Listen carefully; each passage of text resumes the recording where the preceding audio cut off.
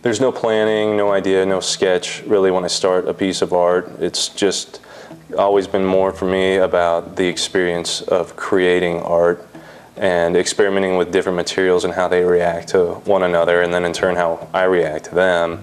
And so you get this kind of exchange between me and the material layer by layer, and as the piece presents itself. And so I become more of a tool in the process than the sole creator of the piece.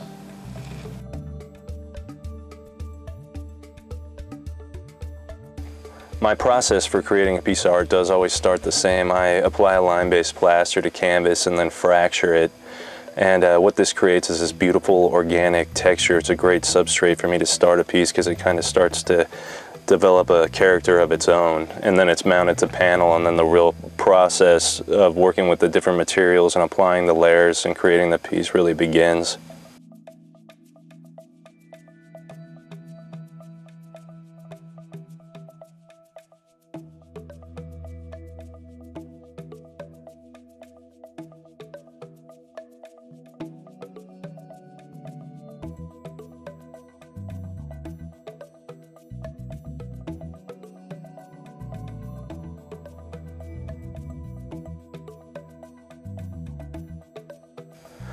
The one thing that's always stayed consistent throughout the years of my art is I'm trying to create two experiences. The first one, when you first see the piece from a distance, there's easy to recognize shapes and forms and color fields.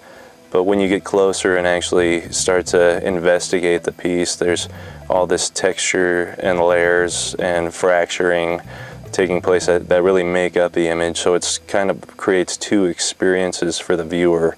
One, you know, the initial introduction, and secondly, just you can investigate it for forever and constantly find new things in the back.